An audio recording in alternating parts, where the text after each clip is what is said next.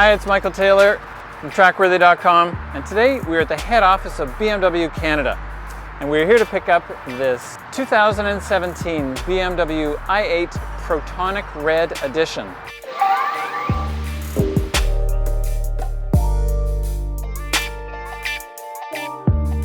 So the i8 represents the pinnacle of design and technology right now for BMW. It is a hybrid car, a 131 horsepower electric motor driving the front axle, a 231 horsepower 1.5 liter 3-cylinder turbocharged engine powering the rear axle. So combined, you've got 4-wheel drive and 362 horsepower.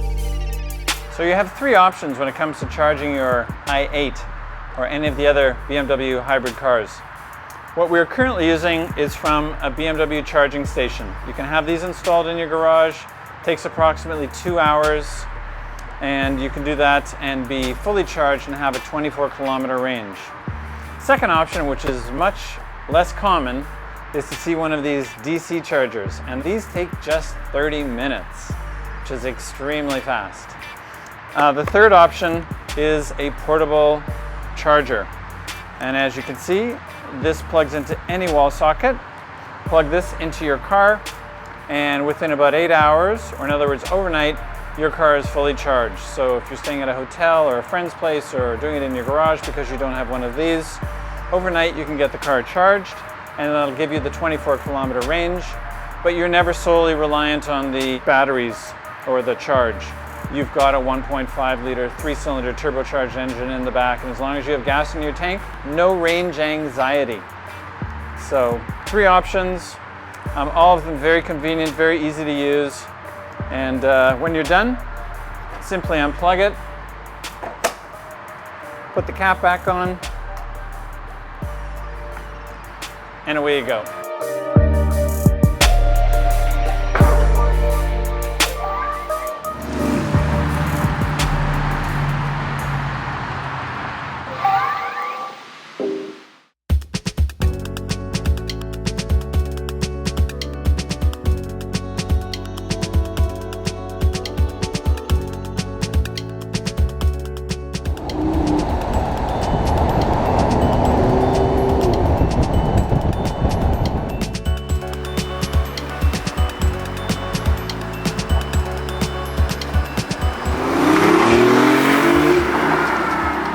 A surprisingly normal car to drive.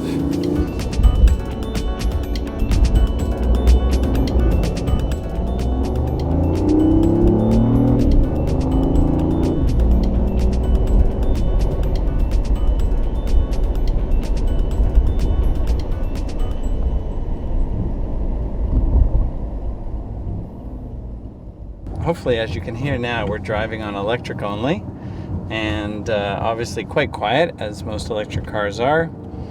And then move the shifter over to the left, get into sport, and the gasoline powered engine fires up.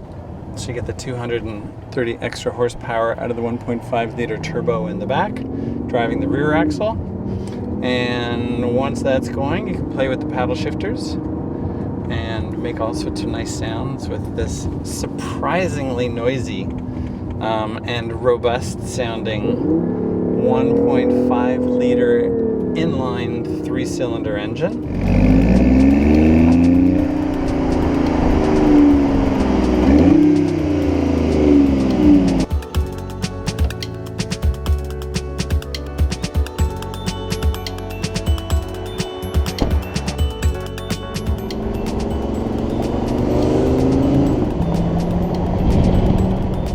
Does need to get used to getting in and out of the car. It is a bit of a maneuver, and once you have it down pat, you can not look silly when you get in and get out of your car, because you do have to look good when you're doing this because everybody's watching you. So as we maneuver our way through the congested traffic of Toronto, an amazingly maneuverable car, very light. The car only weighs roughly 3,300 or 3,400 pounds, so it is quite light, and it feels very light.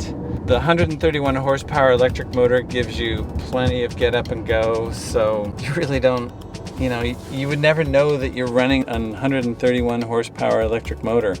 And it certainly doesn't feel like a front-wheel drive car, even though right now it is front-wheel because we're only using the electric motor. It would be fun to take it to a racetrack and put it in sport mode and see how the car performs under heavy acceleration and braking and cornering. It has quite a low center of gravity. With four-wheel drive, it could be a lot of fun exiting corners under full throttle.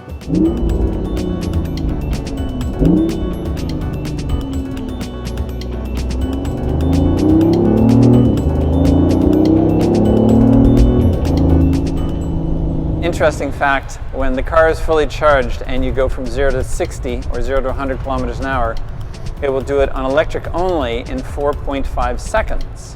If you put the shifter over to the left and get into sport mode and get the electric motor driving the front, the 3-cylinder turbocharged gasoline engine powering the back, do 0 to 60 again or 0 to 100 kilometers an hour and it'll take you 4.4 seconds. So it's 1/10 of a second quicker from 0 to 60 using all-wheel drive versus using just the electric front-wheel drive. Fuel economy is 8.3 liters per 100 kilometers, which is very respectable. In fact, I think that would make this one of the top 10 most fuel-efficient cars available right now, with an 8.3 liters per 100 kilometer combined fuel average. Up to 24 kilometers on electric only, and up to 120 kilometers per hour. So you can go fairly far and fairly quickly.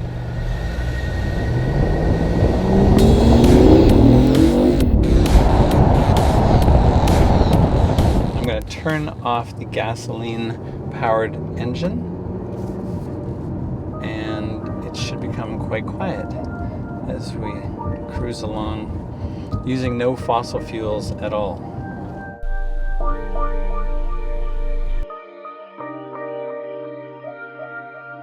For the few people who can afford spending several $100,000s on a car, this is absolutely something they should consider. This car has an MSRP starting price of $149,800. This one has the Protonic Red limited edition, only 15 of these in Canada, few number of these cars in the United States and elsewhere in the world. That is a $13,500 option.